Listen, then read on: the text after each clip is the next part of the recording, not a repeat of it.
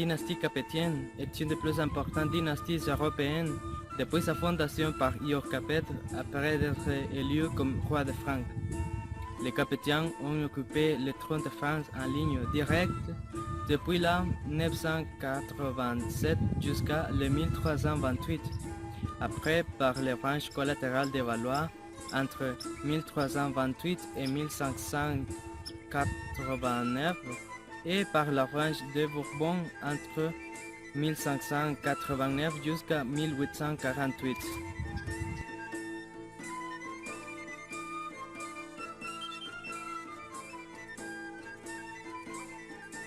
Ior Capet est né en 940, fils de Ior le Grand et Edwige de Saxe.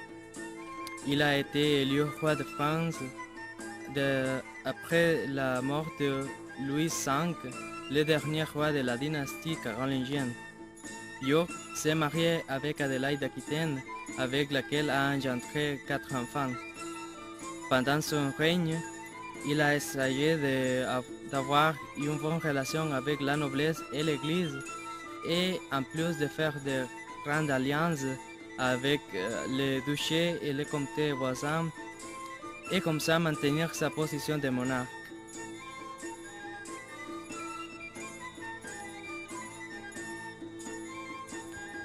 La dynastie capétienne avait une longue série de monarques puissants, comme par exemple Louis VI, Louis VII et Louis VIII, tous commandants dans les croisades.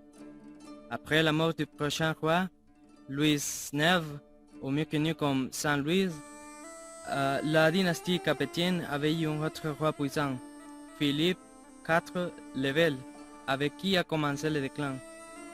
Philippe a détruit l'ancien et noble ordre du Temple en brûlant de nombreux dirigeants et surtout à son dernier grand maître, Jacques de Molay, qui a maudit à Philippe, le pape et la famille Capet, prophétisant leur rapide extinction.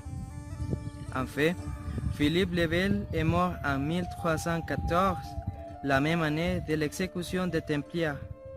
Il avait 3 fils. Le fils aîné, Louis X, a été sacré en 1315 et est décédé en quelques mois pendant que sa femme était enceinte.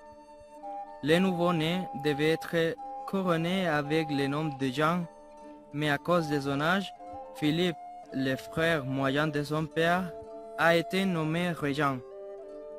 L'enfant est mort en étant un bébé, alors son oncle a été sacré sur le nom de Philippe V le Long. 5 ans plus tard, Philippe le Long est mort sans quelque héritier, même s'il avait 4 filles. C'est comme ça que Charles, le dernier fils de Philippe le Bel, est devenu roi.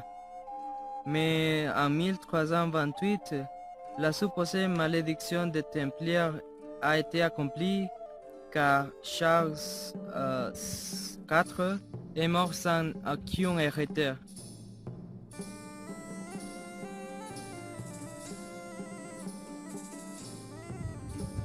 Parmi les enfants de Philippe le Bel était Isabelle, nommée par les Anglais la Louve de France, qui était la mère d'Édouard III d'Angleterre. Le jeune roi considérait que la couronne française lui appartenait, mais grâce à la loi salique qui empêchait la succession monarchique par ligne féminine, le pouvoir a été conféré à Philippe, fils de Charles de Valois, qui était le frère de Philippe le Bel, mais qui était déjà mort.